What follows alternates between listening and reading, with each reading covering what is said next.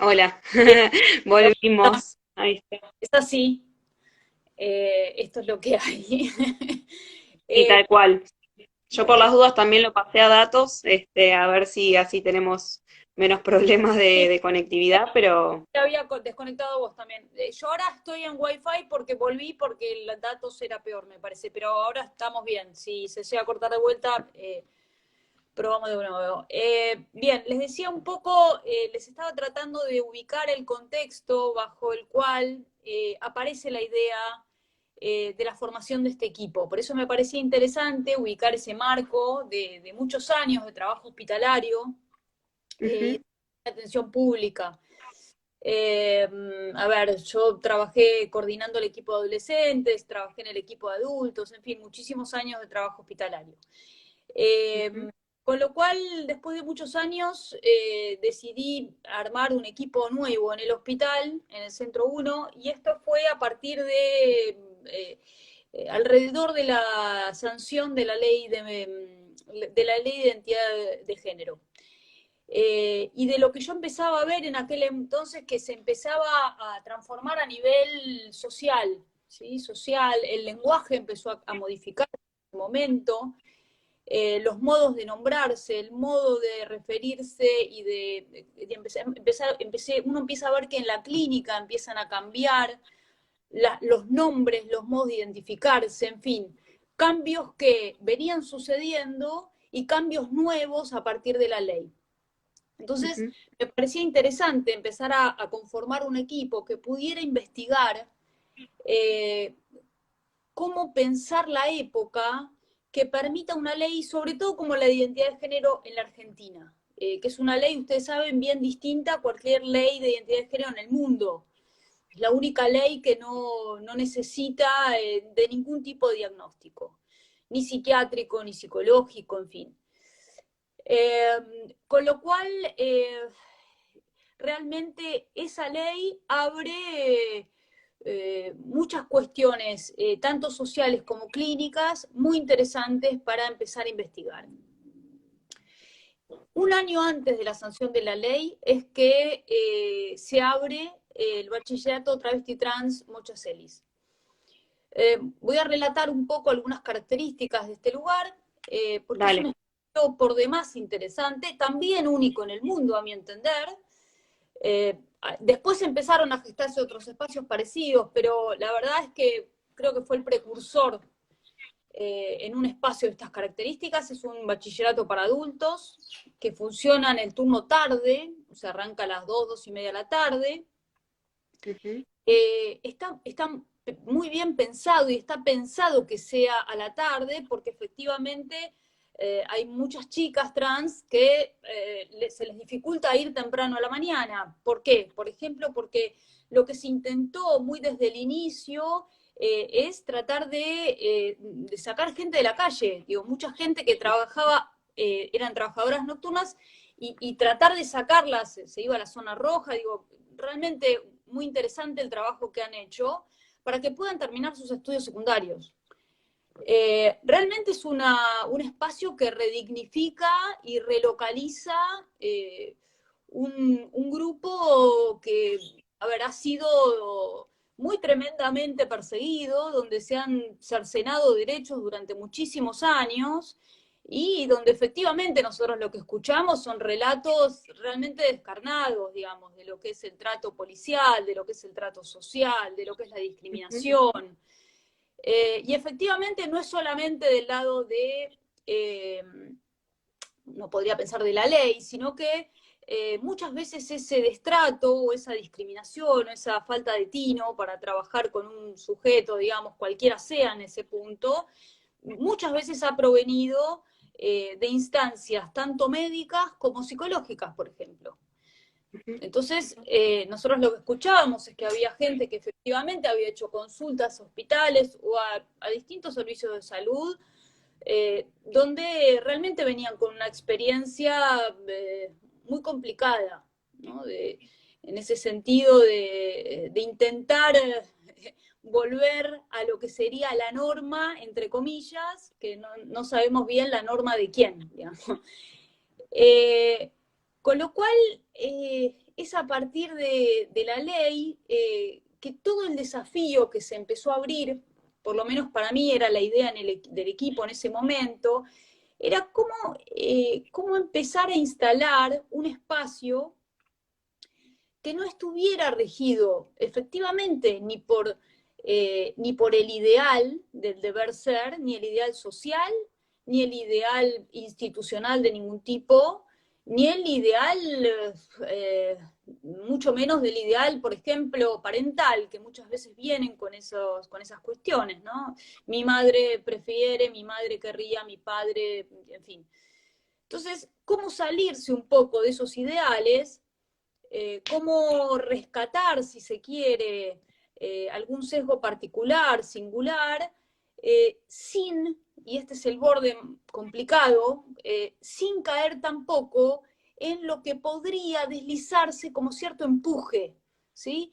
Cierto empuje a qué llamo, que haya una ley de identidad de género con el peso que tiene esta ley, que restituye los derechos del modo que los restituye, no quiere decir, digamos, que se tenga que ir hacia ahí indeclinablemente. Es decir, cómo instituir una pausa que pueda permitir un espacio para que cada quien pueda pensar cómo situarse frente a lo que posibilita la ley.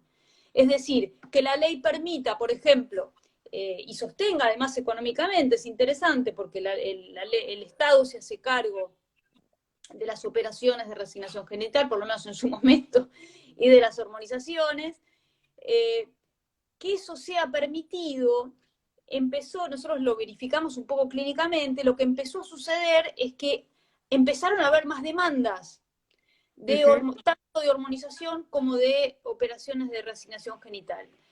Me preguntarán, ¿está bien, está mal? Ni mal ni bien, quiero decir, el punto es que eso no se convierta tampoco en un empuje ideal. Es decir, Claro. ¿se entiende el punto donde voy? Es un Sí, desafío Paula, porque, sí, te hago una pregunta. Vos recién decías que la ley dice que no se necesita ningún tipo de certificado médico y esto es no, para poder acceder a los tratamientos hormonales o a los tratamientos de reasignación de sexo, ¿verdad? No se sí, necesita ningún tipo de certificado. no. Y es importante que se sepa, porque a nosotros, por ejemplo, yo trabajando en la mocha, incluso me venían a decir que les estaban pidiendo certificados, que necesitaban un certificado para que puedan acceder a la operación de reasignación genital. Y esto no es legal. Eh, No, claro, ni siquiera es necesario el cambio de reasignación registral, es decir, no es necesario el cambio de documento. claro. Eh, entonces, el punto de esto, y vuelvo ahora al nombre, ¿por qué me parece tan interesante ubicar el nombre de la mocha? Porque una vez que uno podría decir se adentra en lo que sería lo que desde el psicoanálisis podemos llamar, bueno, el goce de cada quien, que creo que también tiene como se entiende un poco a lo que me refiero, más allá de las especificidades que para el psicoanálisis implica eso, el punto es que empezar a hacer entrar en lo que es la universalidad de la ley, de ese para todos. La ley implica un para todos y está muy bien que así sea. Ujú, Implica también hacer entrar una universalización de los modos de goce, digamos. Entran ya dentro de la ley. Goces que claro. antes venían un poco más cercenados o velados, más que cercenados. Eh, en ese punto es interesante que en ese mismo contexto es donde empieza a inscribirse en lo social una particularidad. Es interesante eso, es una paradoja, porque ahí es donde se empieza a inscribir una escuela que en su mismo nombre se nombran como bachillerato travesti trans. ¿Se Ujú, entiende? En ese mismo momento social, donde hay una ley que está empezando a avanzar en relación a un avance de derechos y a una universalización, a poder inscribir eso en una ley, es necesario ahí inscribirse con ese nombre, bachillerato travesti trans. Es decir, es necesario cercar una particularidad. Y es muy interesante ese punto. Digo, en ese sentido, eh, estoy. en ese sentido es muy interesante pensar cómo articular en todo caso esa línea que va de lo universal de la ley, lo particular, lo travesti trans es una particularidad, y cómo hacer entrar ahí ahora, ese sí es el desafío de lo que venimos haciendo, un punto singular, el uno por Claro. uno dentro de eso. O sea, cómo rescatar en esas particularidades que se inscriben dentro del universal un uno por uno. Un singular que no va a ser igual al de nadie. Digo, que en ese punto es único. Digo porque, a ver, para que se entienda un poco a qué me refiero, lo que escuchamos mucho, por ejemplo, y a mí me ha sucedido, digo, consultas de chicas, por ejemplo, que muchas veces han seguido como consejos de amigas o, ¿no? Bueno, si te estás, si ya te estás travestiendo, entonces mejor opérate directamente. Claro. Y digo, ese es el riesgo del empuje al que podría llevar la ley. Porque está permitido. Y está bien, digo, insisto, no estoy. El punto es cómo hacer entrar dentro de eso que se puede para todos. Bueno, ¿qué lugar tendría eso para cada quien? Más allá de la ley y más allá de los ideales o que pueden ser incluso de algún par. No necesitan ser de. ¿No?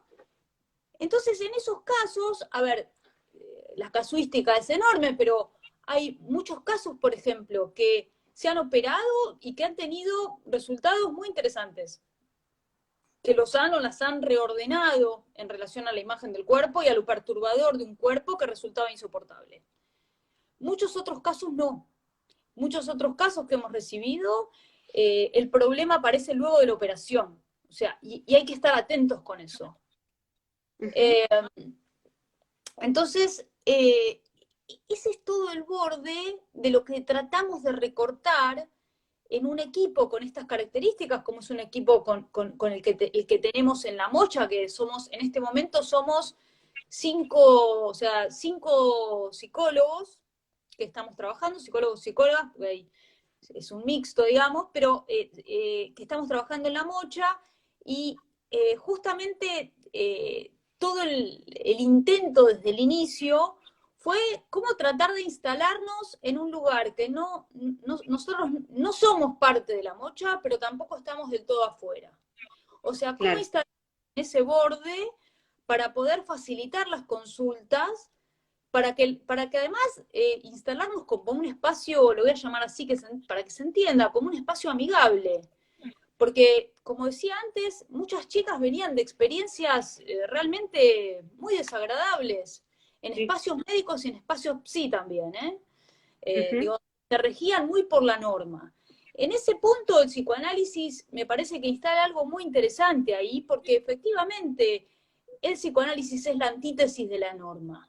Justamente no se rige por ninguna normativa y lo que busca más bien es reinstalar cuál es el modo de goce de cada quien, bajo qué lógica se inscribe y de qué manera poder en todo caso, porque a veces surgen en las consultas gente que está muy desbordada o gente que está muy angustiada, bueno, cómo ir reordenando eh, esas invenciones que se van armando vez por vez.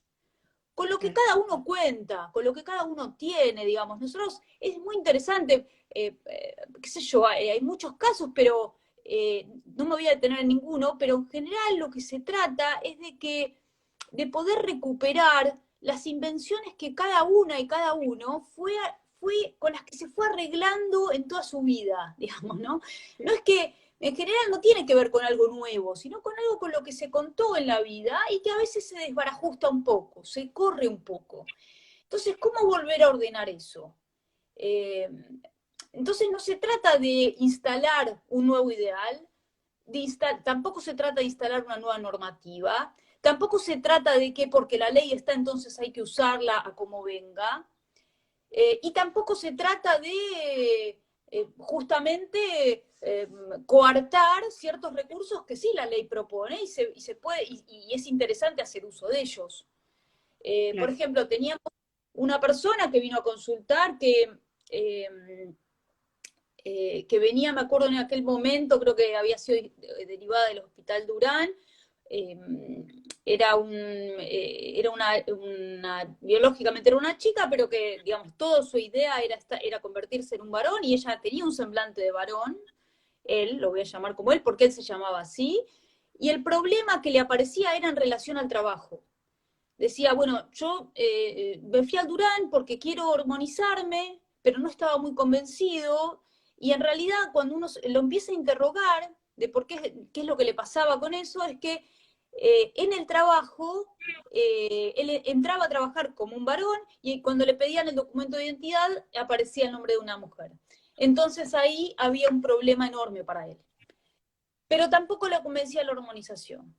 Entonces, no se trata de que empujarlo a una hormonización que él no está convencido de agarrar, sino de ahí sí hacer uso, por ejemplo, de la ley, y lo que se trabajó ahí fue de que pueda gestionar su cambio de DNI.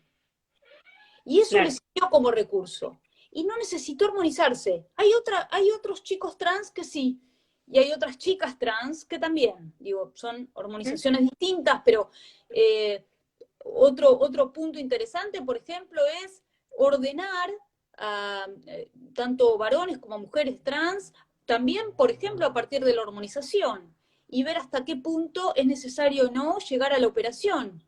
Puede ser que tengan un arreglo interesante con la hormonización sin llegar a eso, y a veces no. A veces es necesario acompañar el proceso de resignación genital. Digo, como verán, es el caso por caso. No hay un para todos es así, ni para nadie es así. Es poder localizar caso por caso qué es lo que a cada uno le va funcionando.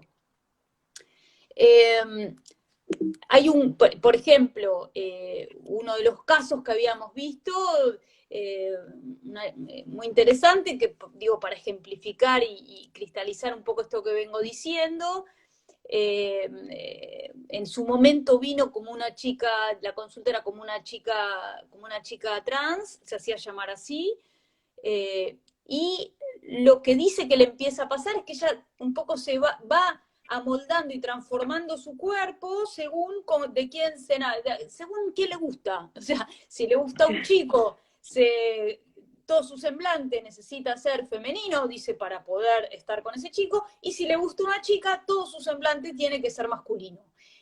Y va adaptando su cuerpo. Fíjense que es muy interesante porque va adaptando su cuerpo de acuerdo a lo que le genera el otro. Ujú. Entonces, fíjense que en un caso así es muy interesante, porque fíjense que hubiera sido, por ejemplo, devastador empujarla a una operación de resignación genital, porque no hubiera tenido ese recurso tan propio, no hubiera podido contar con eso. Que es un Claro. recurso propio, es muy interesante, porque ella lo que decía después es que un poco jugaba con eso de chica, o sea, desde la infancia ya venía como usando un poco eso, y en todo caso la función en ese caso del análisis fue ayudarla a regular eso y a ordenarlo y a ir viendo cómo usarlo vez por vez, pero cómo usar algo con lo que ya contaba. Y eso fue muy interesante. Entonces empezó como a ordenarse con eso y ya no le resultaba ni disruptivo ni disparatado, en fin. Eh, entonces, volviendo un poco a la mocha y al dispositivo, lo que tratamos de hacer, nosotros vamos en principio una vez por semana, y tratamos de situarnos ahí. A ver, las derivaciones son tanto como de consulta espontánea, o sea, lo que nosotras tratamos es de tener un lugar fijo, un espacio fijo y un tiempo fijo. Ujú. Entonces, frente a todo lo que puede girar alrededor, nosotras tratamos de mantenernos en un lugar fijo. Eh, y, y lo que permite eso es que se pueda hacer uso de ese lugar. Es decir, las chicas, por ejemplo, chicas y chicos en ese punto, saben que estamos ahí, saben a dónde estamos y en qué horario estamos. Y cualquiera puede venir a consultarnos. Digo, en ese punto es una consulta absolutamente espontánea. Eh, los tiempos, no hay tiempos de tratamiento, porque no es un tratamiento, es un espacio de orientación que puede tanto circunscribirse a una consulta de una entrevista, como que puede también, si él o la que quiere consultar, puede sostener esas entrevistas a lo largo del tiempo que quiera. Siempre será con el mismo profesional, salvo que haya algún problema, pero con lo que contamos también en La Mocha es con un grupo de asistentes sociales, que entonces acompañan mucho eso, porque muchas veces para que se pueda alojar un espacio discursivo, para darle justamente lugar a la palabra, pero a la palabra en ese peso enorme que yo le quiero dar, que es una palabra que,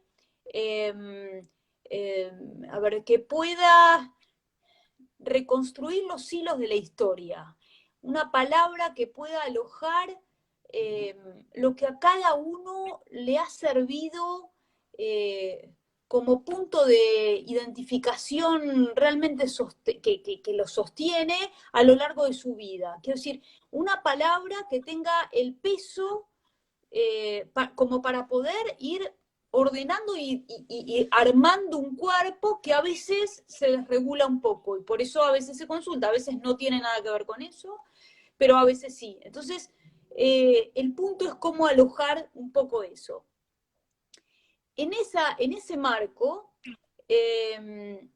decía que lo que intentamos es tener un lugar fijo y un espacio fijo. Los tiempos son los tiempos que nosotros seguimos a todas las consultas. Y a veces es necesario, decía, usar el recurso del espacio de asistentes sociales, porque a veces se necesita aliviar un poco cuestiones que son básicas, sin lo cual ningún sujeto puede agarrarse a la palabra. Es interesante eso. En fin, cuando hablamos del discurso, cuando hablamos de la palabra, cuando hablamos de poder hacer uso de la palabra, sí, está muy bien, pero para poder hacer uso de la palabra hay que tener un lugar donde dormir y hay que poder comer. Exacto. Básicamente. Entonces, digo, para poder ubicar que en ese punto no somos extraterrestres, digamos, y es parte de lo que es ser analista, para mi gusto, ¿no? Es decir, bueno, a ver, obviamente estamos ahí para alojar una palabra, pero también estamos ahí para entender cuáles son las coordenadas básicas y fundamentales que permiten armar un discurso. Que obviamente después se acompañará, se ordenará, en fin.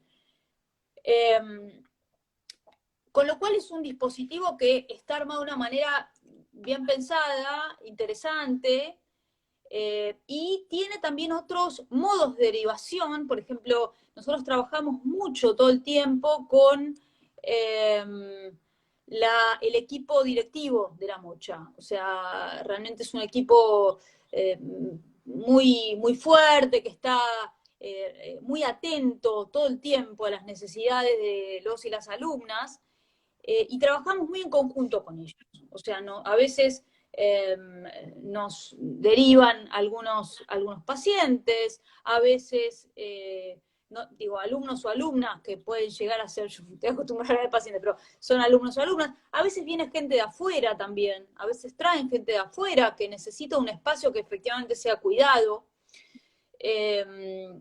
Digo, cuidado en estos puntos, digamos, ¿no? Que la experiencia que yo relataba, que hay veces que van a lugares donde efectivamente lo que se llama en general no tener una perspectiva de género, creo que más bien es no tener una perspectiva de lo que es la dignidad de lo singular de cada uno. No sé si llamarlo perspectiva de género. Yo creo que es más bien poder estar atento a escuchar y a localizar qué sujeto hay detrás de y eso es de un cuidado muy enorme, todo el tiempo.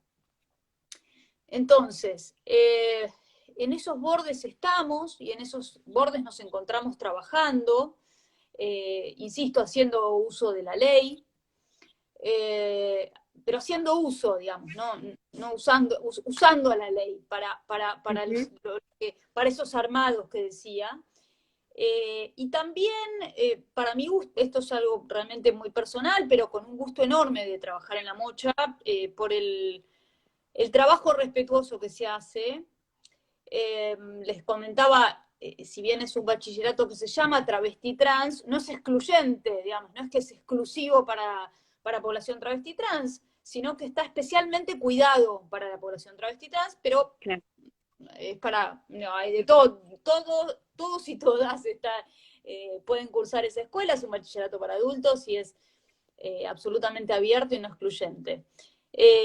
Dentro de la mocha hay también recortes particulares, eso es interesante, tiene sus grupos también, se arman sus grupos también, como en cualquier lado.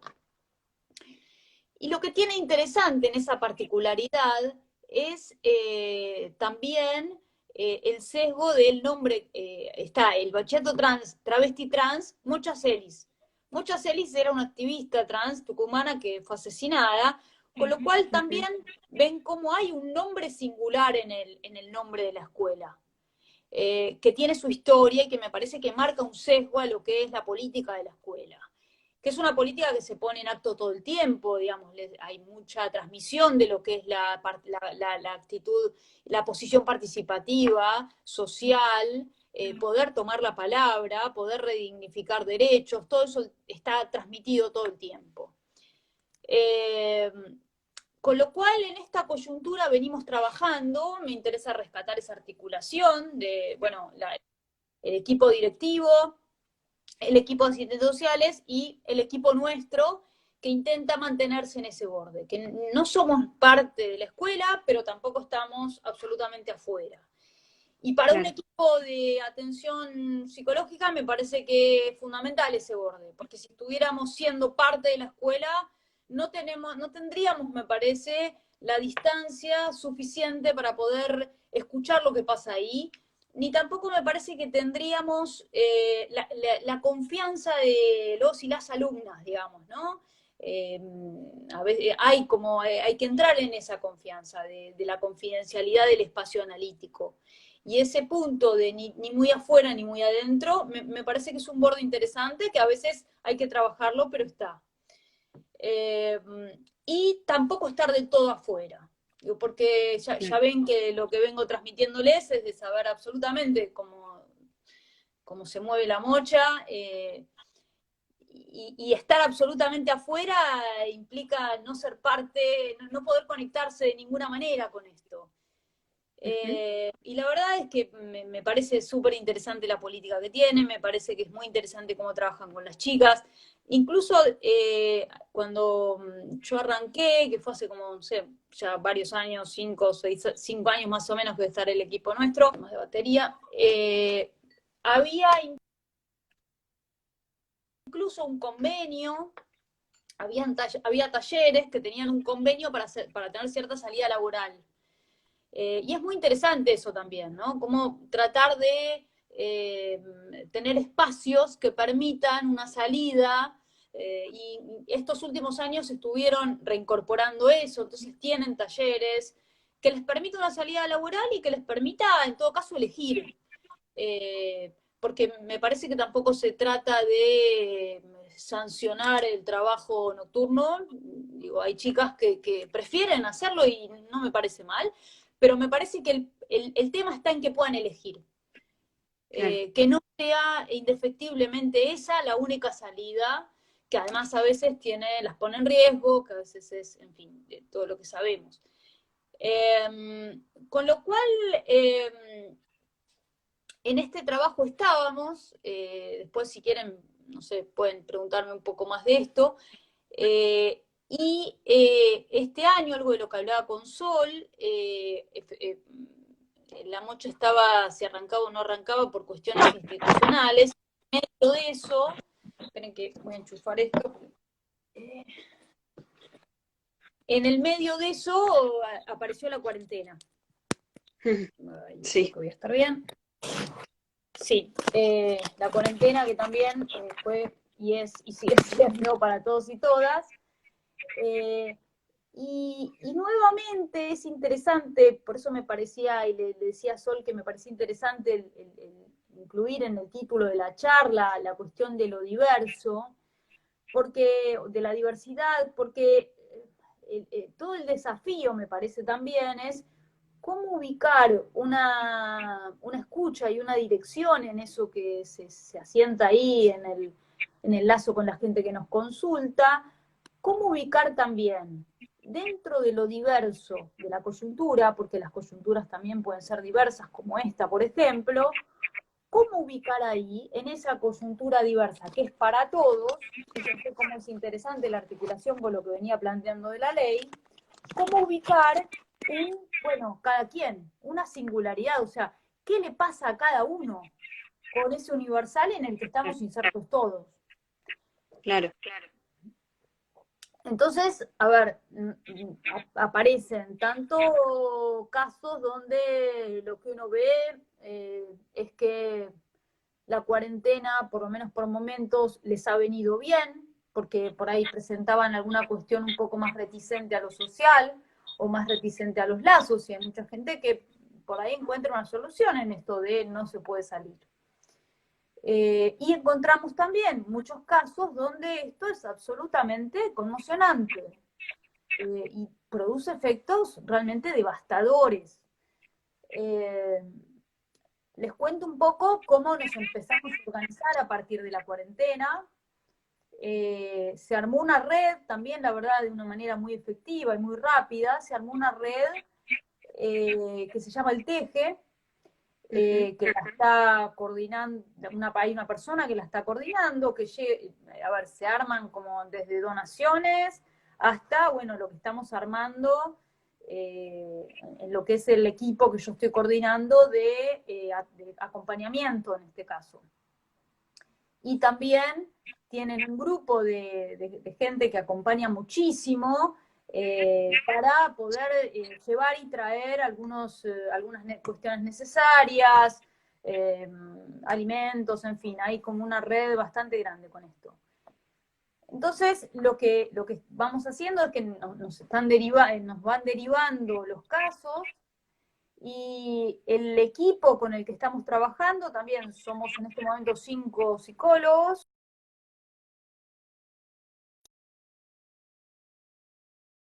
2 psiquiatras trabajando con nosotros,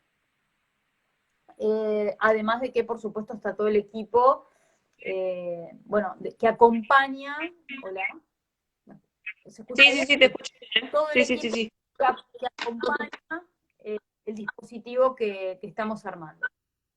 Entonces, básicamente, a ver, fue toda una cuestión, un trabajo empezar a armarlo, porque primero había que dirimir un poco, armar todo un trabajo de qué demanda se trataba, digamos, de que no, si todos los casos venían al equipo de acompañamiento, iba a ser imposible alojarlos, y tampoco se trataba de que cualquier urgencia fuera derivada al equipo de atención psicológica, que por ahí se trataba de otra cosa.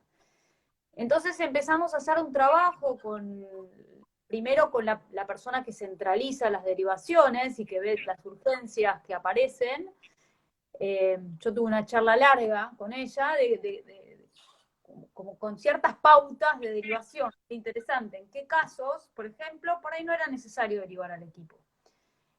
Cómo dirimir lo que para uno por ahí podía ser una urgencia cuando escuchaba y lo que era una urgencia para el sujeto. Claro. ¿No? Eso es un punto clave. Por ejemplo, me decían, bueno, me llamaron porque necesitan tal cosa, pero después de un rato me dijeron que, bueno, qué sé yo, que se había muerto algún familiar hace un tiempo, pero no parecía preocuparles. Y entonces yo les dije que tenían que ir al equipo de... Y ahí poder dirimir de que, bueno, a ver, primero resolvamos qué es lo que para esa persona es una urgencia. Que para uno puede ser una nimiedad, pero para esa persona es una urgencia.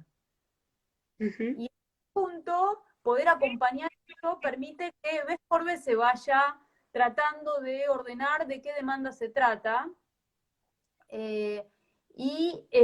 entonces cómo recortar cuáles son los casos que efectivamente llegaban al equipo. Claro. Paula, ¿esto en la situación de pandemia o en el funcionamiento que tenían antes de toda esta coyuntura? Esto ahora en la situación de pandemia. Claro. El tema del TEJE con esta organización es en la situación de pandemia. Por eso decía que si no regulábamos un poco cuáles eran las urgencias, todo podía convertirse en una gran urgencia. Y iba a claro. ser imposible alojarlo. No, en la mocha, ya te digo, las derivaciones son o vienen a consultarnos en forma espontánea o vienen algunas veces derivadas por alguna tal puntual que pueda pescar tanto el director como algún docente, como la secretaria académica, en fin. Ujú. Nosotros no tenemos ningún problema con ningún tipo de modo de derivación. Sí, te decía ahora, el tema es ahora con la pandemia, que cómo Claro, organizar un poco ese equipo de atención. Y un poco lo organizamos así. A ver, nos hemos encontrado con de todo. Realmente hay casos muy extremos, por eso también hay 2 psiquiatras. La verdad es que hay casos que necesitan estar contenidos para poder hablar y poder, digo, porque está bien, pueden hablar, pero la verdad es que hay casos que la palabra, y mucho menos telefónicamente, se queda corto con eso.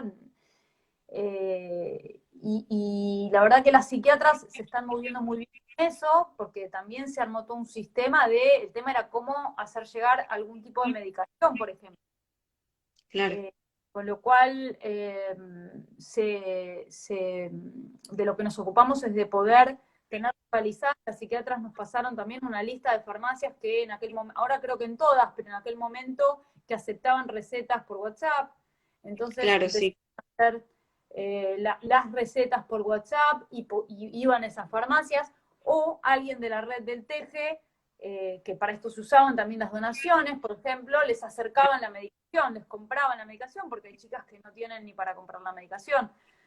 No. En fin, la verdad es que todo eso fue un dispositivo enorme armarlo, y lo que también tratamos de hacer es que, como decía antes, algunas necesidades básicas, que sepamos que las necesidades básicas también están cubiertas, que también se están ocupando de eso. Y nos encontramos con varias cuestiones. Por ejemplo, yo un poco Sol te comentaba, por ejemplo, el caso de una chica, por ejemplo, que estaba en cuarentena, y con lo que se encuentra es que tiene que hacer la cuarentena con una familia. Ella está en un proceso de transformación y se encuentra haciendo una cuarentena con la familia que la rechaza absolutamente, que Claro. rechaza su cuerpo, que rechaza a su persona y que rechaza su proceso de transformación. Con lo cual, realmente son situaciones extremas, son muy complejas. Se trata de ver vez por vez con qué recursos cuentan para no quedar en un encierro absoluto, de por ahí hacer uso de las pequeñas posibilidades que tienen, a veces de ir a comprar alguna cosa al supermercado, y digo, pero que se maniobre el uso del espacio lo más que se pueda, Ujú. incluso a veces que se maniobre el espacio dentro de la casa, porque a veces tienen la posibilidad de tener como un espacio, digamos, cómo armar un lugar adentro del lugar del que no pueden salir, cómo Claro. armar un lugar propio, ¿no? Esa también es otra dirección que muchas veces usamos. Y en los casos que se puede, digamos, donde no hay una cuestión más urgente, lo que tratamos de hacer es de escuchar, tal como escuchamos cuando estamos acompañando con los cuerpos, digamos, ¿no? Pero escuchar en esa historia que cada uno, cada una trae, efectivamente cuáles son los puntos que ayudan a localizarlas de otra manera, ¿no?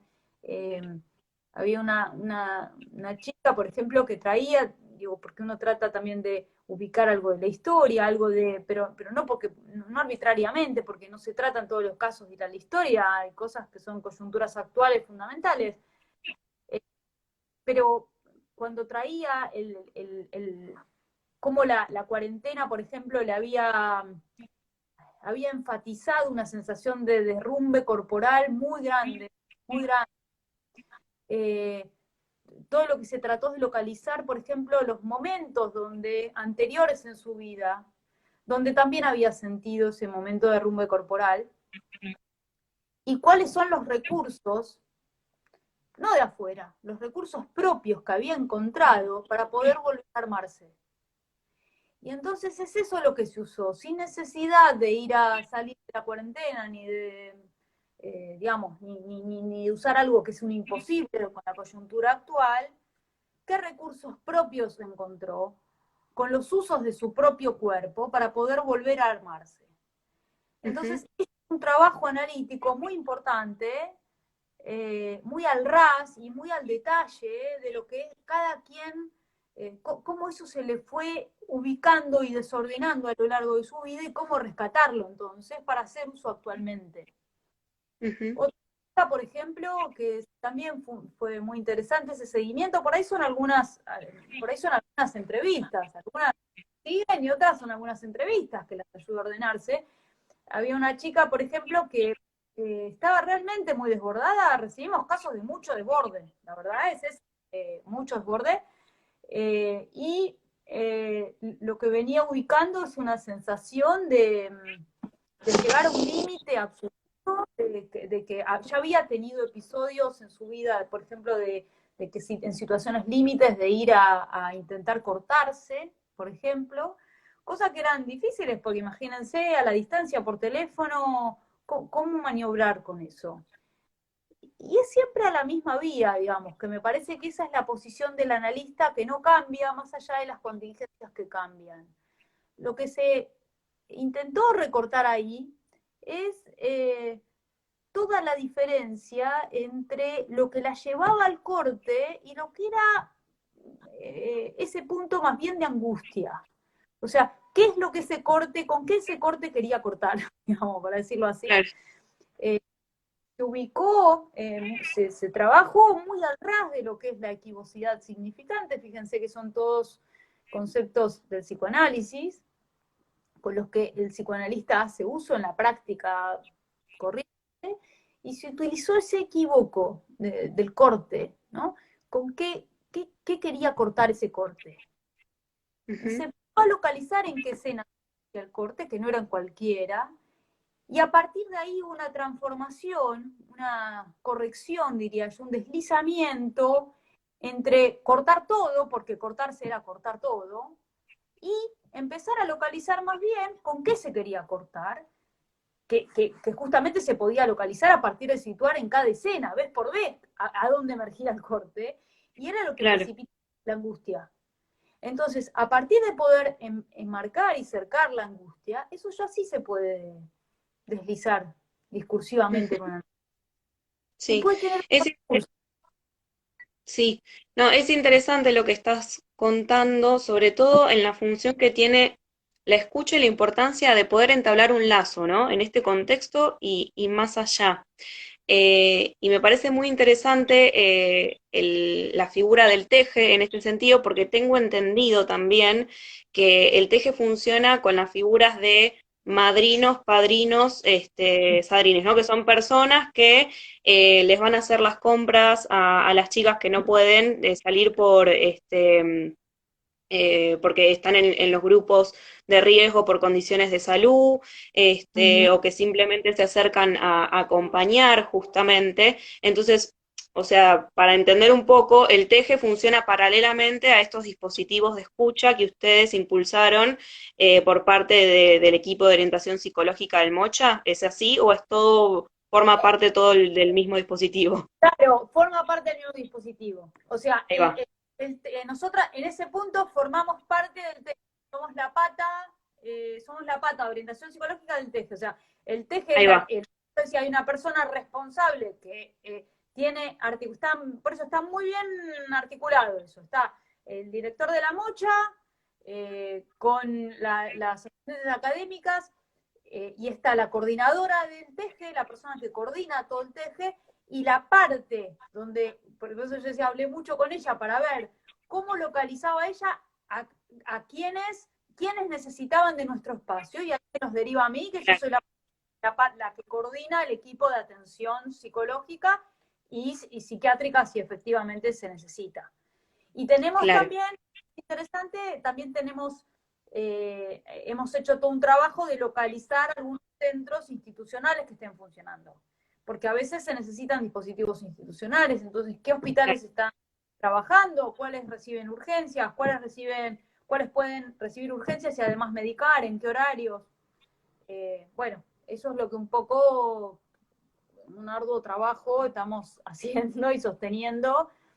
Y la verdad que, bueno, agradezco a la gente que me acompaña en esto, son varios y varias, pero la verdad es que me gustaría mencionarlas porque la verdad que están trabajando conmigo muchísimo y a la par con los casos. Yo estoy trabajando con, a ver, el equipo de la Mocha, el equipo central de la Mocha lo coordino yo y trabajamos junto con Liliana Zaremsky y con Paula Ferder. Y están también trabajando dentro de la Mocha en otro horario, con otras actividades, pero trabajan con nosotros Jimena Sosi y José Recalde, que en este momento también son parte de este espacio de atención coordinado y centralizado un poco en el TEJE. Y bueno, en fin, dos psiquiatras que están trabajando, a veces una, a veces otra, paralelamente, pero la verdad es que el equipo, bueno, estamos haciendo lo que se puede con situaciones a veces Sí, críticas y de mucha complejidad. sí, porque, bueno, nosotros a lo largo de este ciclo de la cátedra, en el ciclo de la pandemia, digamos, hemos estado hablando con distintos actores y dispositivos que están intentando dar una respuesta frente a esta situación, y en lo que se puede coincidir es que eh, contrariamente a lo que por ahí se difunde en el sentido de que esta pandemia nos afecta a todos, que es verdad, estamos todos atravesados por esta situación, pero coincidimos en que no nos afecta a todos por igual, ¿no? Que ya hay grupos y sectores de la población que vienen de condiciones de vulneración de derechos muy graves, que tienen que llevar condiciones de vida este, muy de mucha exposición a situaciones de peligro y justamente de ir en contra de la dignidad de estas personas, que con esta situación se ven completamente recrudecidas esas condiciones, ¿no? Eh, Esto que contabas de la chica que se veía atravesando la cuarentena con una familia que la rechaza, con todos los efectos que eso puede tener, a mí me hizo acordar a la conversación que tuvimos hace unas semanas con una psicóloga, parte de la red de psicólogas feministas, que cuenta, ¿no? La situación de las mujeres y de los niños que están atravesando esta cuarentena en casas en donde conviven con la persona que la violenta, ¿no? Entonces, qué difícil debe ser atravesar todas estas situaciones y qué difícil organizar también dispositivos que puedan tender ahí un espacio de escucha, de ver con qué recursos se cuenta para tratar de o salir de esa situación o sobrellevarla de la manera más digna posible, ¿no?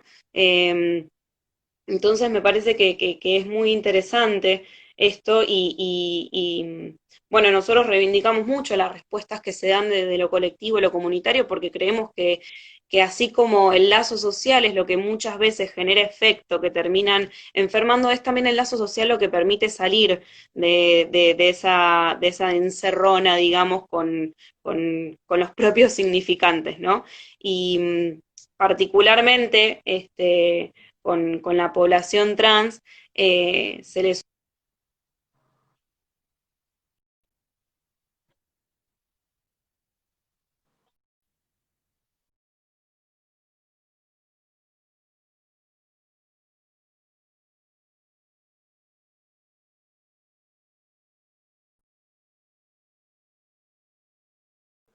Hola.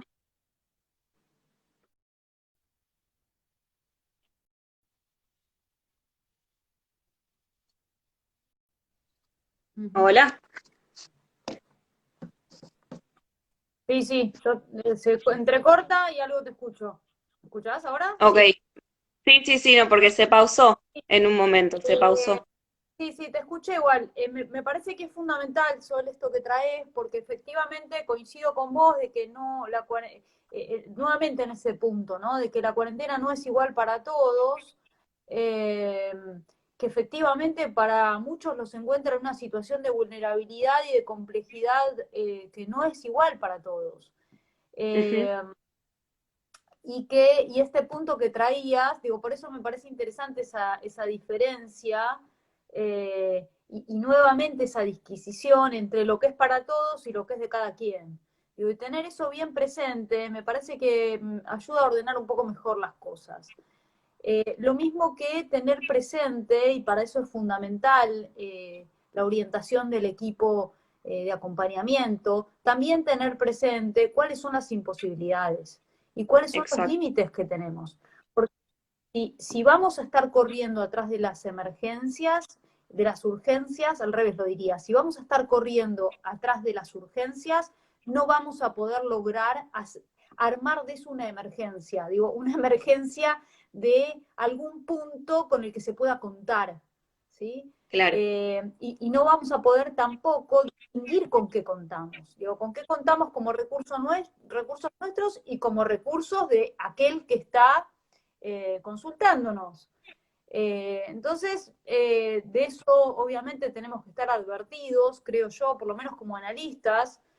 Para eso también hay equipos de gente que trabajarán otras urgencias. Por ejemplo, las trabajadoras y trabajadores sociales trabajan mucho en estas sí, situaciones. Y acompañar desde otros lugares. Pero como analistas me parece que es fundamental poder situar y ubicar ahí cuáles son nuestros límites también, cuáles son nuestros bordes. Pero no para generar de eso una impotentización de la función, sino al contrario, para de eso poder extraer qué es lo que sí podemos hacer. Y a veces es claro. un montón. Y Sí, esto que sí, vos sí, decías, incluso también de la diferencia en la que nos encuentra esta pandemia, que también respecto a la cuestión laboral. Lo decía y lo mencionaba hace un tiempo, hace un rato, muchas chicas trans y varones trans, pero sobre todo chicas trans en ese punto, trabajan en la calle. Eh, ujú, Se ganan la vida con eso y no están pudiendo hacer eso en este momento. Entonces, insisto, todo acompaña a que efectivamente son situaciones muy difíciles. Y que a veces también hay que tener en cuenta que el trabajo de noche a veces es el único modo que tienen eh, de poder, no es solamente un sustento económico, que lo es también, pero no solo. A veces ese trabajo de noche lo que ayuda muchísimo es que, por ejemplo, yo escuché mucho en las chicas, es que puedan tener algún resto económico para poder seguir construyendo ese cuerpo de mujer que les es fundamental en la vida. Entonces, me parece que no son detalles menores, porque está eso que permite una vida, si se quiere, una vida como organismo, pero también está lo que permite una vida como sujetos, digo, en toda su peso y su dignidad, ¿no? Que es lo que cada uno elige. claro. Y en Sí, eso, que ahí es donde, perdón, pero ahí es donde está el para quién también, porque o sea, me parece que lo que hay que buscar es esto, es la posibilidad de que cada quien pueda vivir su identidad con todo lo que eso implica, de la forma que esa persona elija, ¿no? Eh, y en este sentido me parece que es interesante, necesario y potente el poder articular distintos tipos de intervención, ¿no? La intervención desde el psicoanálisis que propone con la escucha y con este espacio donde cada quien va a encontrar, pueda llegar a encontrar aquello que lo motiva, que lo orienta, su deseo más singular justamente, y también las intervenciones más del orden de lo colectivo comunitario, porque son ese tipo de intervenciones y ese tipo de armados los que permiten que los horizontes se vayan ampliando cada vez más. Me parece que la ley de identidad de género, el armado del Mocha Celis, dan cuenta de los resultados y de las cosas que se pueden lograr justamente a través de los movimientos colectivos y de la lucha colectiva por la ampliación de derechos, pero que eso no implica, o sea, el poder sancionar una ley que nombre, que permita, que legalice justamente identidades que no necesiten de un certificado para poder legitimarse, es necesario también habilitar estos espacios de escucha del para quién, para reivindicar justamente la dignidad humana de la elección, ¿no? De la elección en su máxima expresión, digamos, eh, pudiéndonos, ¿cómo decirlo? no sé si sacar de encima, porque no sé si es posible, pero sí sacudirnos un poco todos esos significantes, esos condicionamientos que nos atraviesan, para ver qué podemos y qué queremos hacer con eso, ¿no? Y creo que esto, o sea, esta articulación en esta situación de pandemia también es fundamental, porque si hay algo también que esta situación de pandemia nos puso de frente, nos enfrentó a nosotros, nada, con lo que tenemos que lidiar, ¿no? Y en ese, con lo que tenemos que lidiar, hay personas que tienen mochilas muchísimo más grandes, comparándolas con las que tenemos, no sé, los derechos básicos cubiertos, ¿no? Entonces, me parece muy interesante esto de cómo acompañar mediante la escucha a estas personas que por la valentía de querer vivir como ellos quieren, han sido sistemáticamente violentados, excluidos y oprimidos, y que hoy en día se enfrentan con un recrudecimiento de estas condiciones, ¿no? ¿Sí? Y me parece interesante lo que vos decís, porque una cosa es vivir, que es la vida, respirar y comer, y otra cosa es vivir como sujetos. Y esa es la apuesta, me parece, cómo articular eso en un momento como este, ¿no? Que a veces, efectivamente, Exacto. no alcanza eh, con la vida que se dice orgánica. No se trata de eso. Un sujeto humano no vive de eso. Entonces, el punto es cómo articular esas cuestiones y cómo hacerlas entrar también, ¿no? Ujú. Sí, sí, exacto. Y la cuestión de la elección me parece fundamental. El tema es que con esta situación, eh, no sé qué tanto margen para la elección hay en estos grupos, ¿no? Pienso también en, no sé, en la gente de los barrios populares, en la gente en situación de calle, todos los grupos y sectores sociales que ya venían completamente vulnerados previo a esta situación. Eh, en ese sentido, no sé, para las personas eh, que habitamos espacios comunitarios, me parece que la lucha es para poder ampliar estos márgenes de elección, ¿no? Definitivamente. Sí, creo que sí, creo que en ese sentido sí hay una enorme dificultad, pero ahí sí que es una dificultad que tenemos todos, que son las posibilidades de lazo, y son los lazos y poder Ujú, sostener los lazos que nos sostenían también. ujú, Entonces, el desafío está en cómo generar otros lazos que, a ver, no van a ser lo mismo, porque no es lo mismo, pero cómo ir buscando siempre el resquicio por donde cada uno armó un lazo y hizo un cuerpo sostenible. Porque ese armado del cuerpo es para todos y el cuerpo está vulnerado para todos en esta pandemia. Digamos. En ese ujú. punto afecta a los cuerpos, afecta al movimiento del cuerpo, afecta a la construcción del cuerpo, afecta a la imagen del cuerpo, eh, afecta el modo en el que el cuerpo se construye socialmente. El cuerpo también se construye en los lazos. Entonces, eso absolutamente se ve afectado. Y el punto es cómo encontrar con los recursos de cada uno modos distintos que no serán con los que solíamos estar acostumbrados. Estaba ahí diciendo una pregunta que habían hecho, que era cómo se financia, preguntaron por cómo se financia el programa eh, y en qué coordenadas se enmarca, ¿no? Yo creo que estaban refiriendo al TEJE, eh, que esto, no sé cómo se financia el TEJE y me pregunto también si la Mocha está reconocida como una institución pública de educación y si recibe justamente financiamiento del Estado. Sí, bueno, La Mocha es una escuela del Estado, eh, Ujú, tiene sus serios problemas de financiación porque no les llega el dinero del Estado que les debería llegar. Eso está claro. así. Y hay una situación bastante crítica a principio de año que casi no les permitía, en realidad estaban en ese litigio de que no tenían, no les estaban dando la solvencia económica necesaria para poder reabrir la escuela. Así que se armó toda una movida al respecto y justo en el medio apareció la pandemia. Con lo cual ahora se están dando clases, pero por clases virtuales se está sosteniendo eso. No sé qué, veremos qué pasa cuando esto se abierta y si haya que volver al ámbito institucional. Ujú. Mocha funciona en la Mutual Sentimiento, en la zona de Chacarita, en Corrientes y La Croce, al lado de la estación de tren.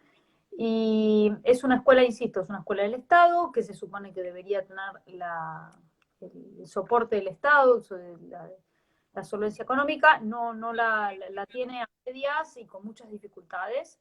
Y el TEJE en ese punto, en este momento, se está sosteniendo mucho por donaciones. Se están haciendo muchas Claro. veces en difusión de espacios de donación para que puedan, bueno, básicamente esto, pagar algunos transportes de cuestiones de recursos básicos y también de este tipo de cuestiones, como comprar una medicación y llevárselo al link que no se puede trasladar. Eso es un poco respecto a la pregunta que me hacías. No sé si hay Ahí alguna va. pregunta más o... No sé, porque además justo se cortó cuando íbamos a decir que bueno, nada, que hay lugar para preguntas o reflexiones que tengan las personas que nos están viendo. Este, Así que nada, si querés podemos esperar a ver si alguien tiene alguna pregunta o alguna reflexión más. Y si, no sé, vos querés agregar algo más. Yo quería preguntarte si el equipo de orientación psicológica surge con la creación del Mocha o es un dispositivo que armaron después de la creación del Mocha y la implementación de género, y si vos fuiste parte de la creación original de este dispositivo. A ver, primero se abrió la mocha, Ujú.